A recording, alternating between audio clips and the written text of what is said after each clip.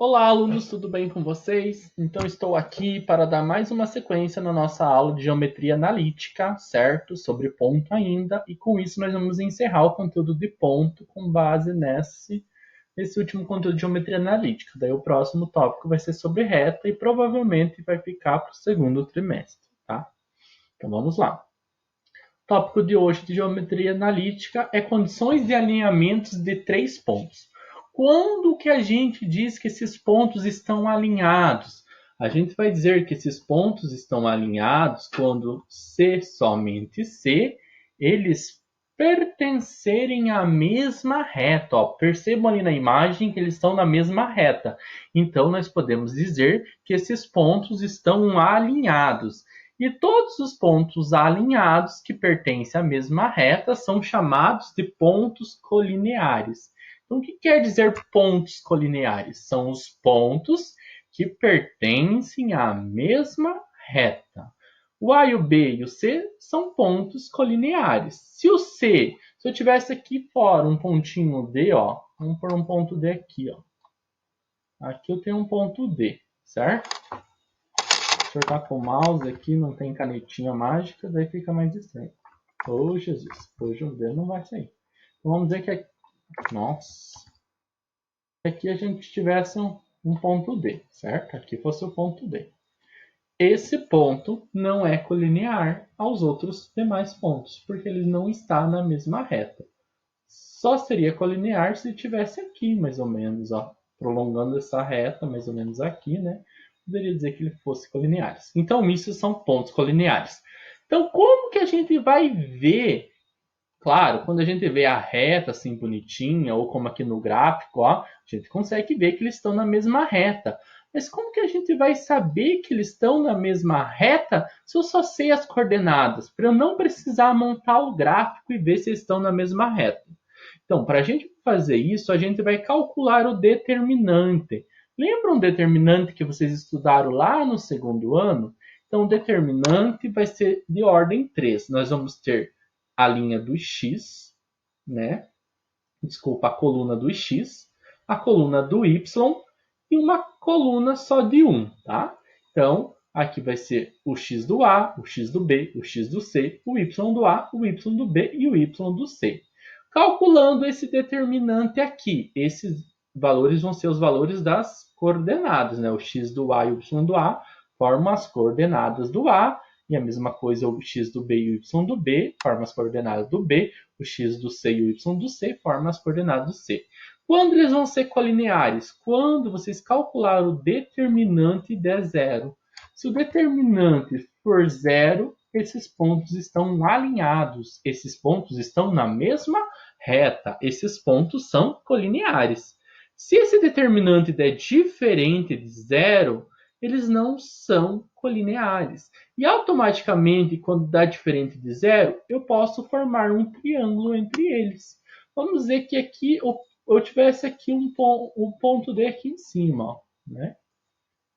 Ó, ele não é colinear. E desse ponto D, ó, eu consigo, né? Eu tô com o mouse, eu consigo formar um triângulo, certo? Então, quando D é diferente de zero, eles não estão na mesma reta e pode se formar um triângulo, tá?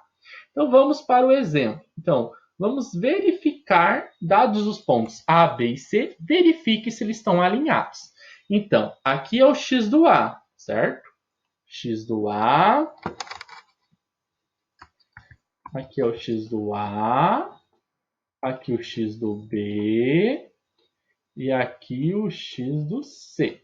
Aqui nós temos o y, né? E aqui outro y. Então, na primeira linha vai ser o x do A e o y do A. Então, vai ser 2 e 5. E eu repito 1. Na segunda linha vai ser o x do B e o y do B e eu repito 1. Então, vai ser o 3 e o 7 e eu repito 1. E na terceira e última linha vai ser o x do C, que é 5, e o y do C, que é 11, e repito 1. Como que a gente calcula o determinante de ordem 3? A gente usa a regrinha de Sauros, né? Qual que é a regrinha de Sauros? A gente repete as duas primeiras colunas. Então, vou repetir essas duas aqui, certo? Repetindo aqui, agora eu vou calcular o determinante. Então, como que vai ficar? Repetir as duas colunas. Então, a matriz, né, ela tem as diagonais no sentido da principal e as diagonais no sentido da secundária. Quando ela vem no sentido da principal aqui, que são nas linhas azul, a gente faz sempre o joguinho de sinal com o mais. Quando elas descem, a gente faz um joguinho de sinal com o menos. Então, vamos primeiro na linha azul. Vai ser 2 vezes 7 vezes 1, mais 5 vezes 1 vezes 5, mais 1 vezes 3 vezes 11, menos a segunda, a secundária. Então, a primeira secundária vai ser 1 vezes 7 vezes 5, menos 2 vezes 1 vezes 11, menos de novo, né? 5 vezes 3 vezes 1. Agora fazendo a multiplicação. 2 vezes 7 vezes 1, 14. 5 vezes 1, 5. 5 vezes 5, 25. 1 vezes 3, 3. 3 vezes 11, 33. Vamos resolver os negativos. Tem um menos na frente e repito o menos aqui, né? 1 vezes 7, 7. 7 vezes 5, 35. Repito o menos. 2 vezes 1, 2. 2 vezes 11, menos 22. E 5 vezes 3, 15. Vezes 1, menos 15. Repito lá. Agora eu vou juntar todos os positivos. 14 mais 25 mais 33, 72. Menos, vou juntar o 35. Devo 35, devo 22, devo 15, devo 72. 72 menos 72 dá zero.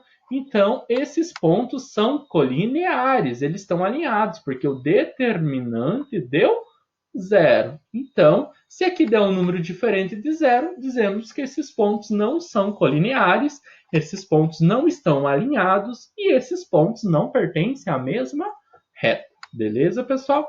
Vamos para o próximo. Então, ali o professor falou que quando eles não estão alinhados, o que pode formar? Um triângulo, certo? E eu posso calcular a área desse triângulo. Como que eu vou calcular a área desse triângulo? Vou usar o determinante também. Calculo o determinante da maneira do anterior, só que a forma da área do triângulo é isso aqui, ó. É o módulo do determinante. Por que é o módulo? Porque às vezes a gente calcula o determinante e obtém-se um valor negativo. E a área de um triângulo, a área de um quadrado, de um retângulo, nunca é negativa, tá? Então, o módulo desse determinante, se for negativo, vai virar positivo, vai dividir por 2. E vai dar a área desse triângulo aqui, certo? Então, vamos para o exemplo para fixar isso aqui, para o vídeo não ficar muito demoradinho aí. Então, na figura, nós temos os triângulos com vértices A, 2 e 11, certo? Com B, 6 e 3 coordenadas e com C, coordenadas 4 e 5. Então, ele quer saber essa área em verde. Como que eu vou calcular essa área em verde? Vou usar a fórmula determinante, módulo do determinante, divididos por 2.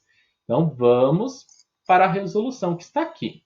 Então, vamos montar lá. Então, ó, 2 e 1. Ó, 2 e 1 e repito 1. Certo? Né? 2 e 1, repito 1. 4 é o ponto B, 6 e 3. 6 e 3 e repito 1. O ponto C, 4 e 5. 4 e 5 e repito 1. Repito as duas primeiras colunas e calculo. Ó. 2 vezes 3 vezes 1, 6. 1 vezes 1 vezes 4, 4. 1 vezes 6, 6. 6 vezes 5, 30. Agora, a secundária negativa. 1 vezes 3, 3. 3 vezes 4, como é negativa, menos 12. 2 vezes 1, 2. Vezes 5, 10, como é negativo, menos 10. Se tivesse um menos aqui, gente, vocês faziam assim, menos com menos, ia dar mais. Como não tem, vai dar menos, né? 1 vezes 6 vezes 1 vai dar 6. Como é tudo positivo, tem um menos aqui debaixo, dá menos. Juntando tudo isso aqui, vai dar 40 positivo. E juntando tudo isso aqui, vai dar menos 28. Então, devo 28, eu tenho 40, deu 12. Se tivesse dado zero, não formaria triângulo e estariam alinhados. Então, como deu 12, já afirmou que formou um triângulo.